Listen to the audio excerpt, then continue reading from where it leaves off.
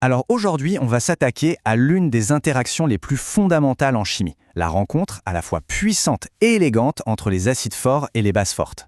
C'est une histoire de don et d'acceptation de protons qui, vous allez le voir, se termine de la façon la plus simple qui soit, en créant de l'eau. Voilà le plan de match.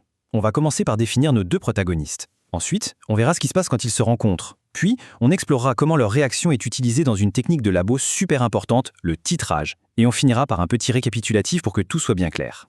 Allez, on commence tout de suite avec notre premier personnage. Il est direct, il est puissant, voici l'acide fort. Le mot le plus important ici, c'est fort. En chimie, quand on dit fort, ça veut dire total. Un acide fort, il ne fait pas les choses à moitié.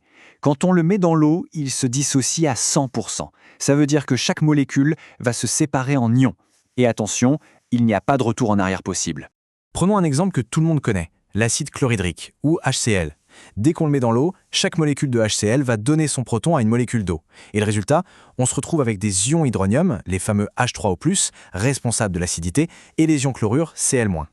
Alors, si on faisait un petit inventaire de ce qui flotte dans notre solution, qu'est-ce qu'on verrait?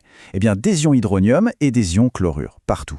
Bon, bien sûr, l'eau elle-même produit toujours une toute petite quantité d'ions hydroxyde, mais le point vraiment crucial, c'est qu'il ne reste absolument plus une seule molécule de HCl intacte. C'est fini. Et la conséquence géniale de cette réaction totale, c'est que le calcul du pH devient d'une simplicité enfantine. Il suffit d'appliquer la formule pH est égal à moins log de la concentration de l'acide.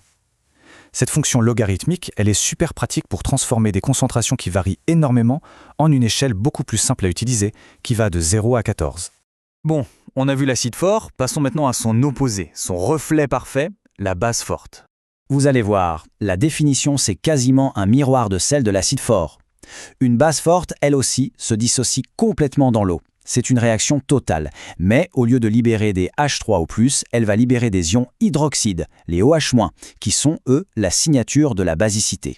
L'exemple star des bases fortes, c'est l'hydroxyde de sodium, le NaOH, qu'on appelle aussi la soude caustique. Une fois dans l'eau, c'est pareil, il se sépare totalement en ions sodium, Na+, et en ions hydroxyde, OH-.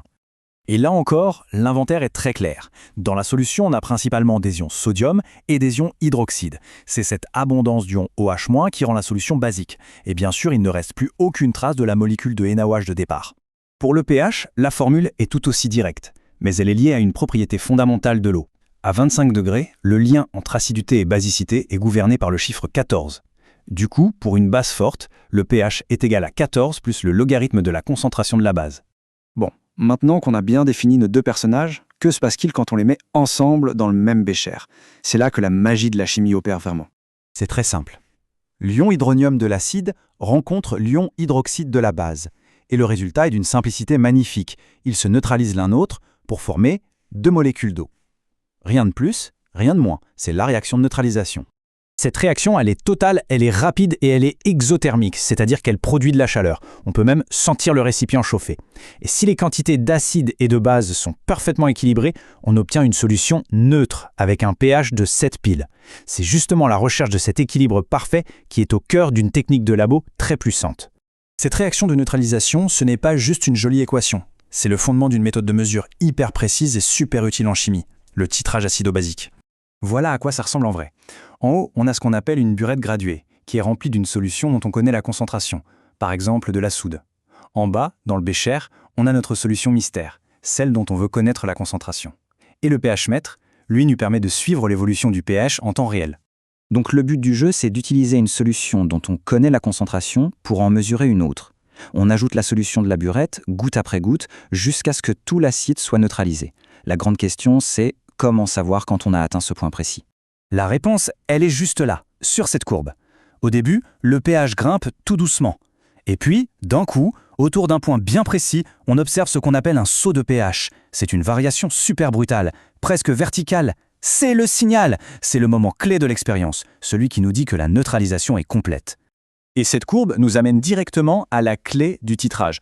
Pile au milieu de ce saut au fameux point d'équivalence, le nombre de moles d'acide est exactement égal au nombre de moles de base qu'on a ajouté. Ça nous donne cette relation toute simple. La concentration de l'acide fois son volume est égale à la concentration de la base fois son volume. Et avec ça, on peut calculer la concentration inconnue avec une précision redoutable.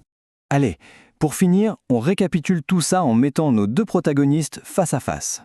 Ce tableau, il résume parfaitement cette symétrie. Les deux se dissocient totalement, mais l'un produit des ions H3O+, et fait chuter le pH, alors que l'autre produit des ions OH- et le fait grimper. C'est un jeu de miroir parfait.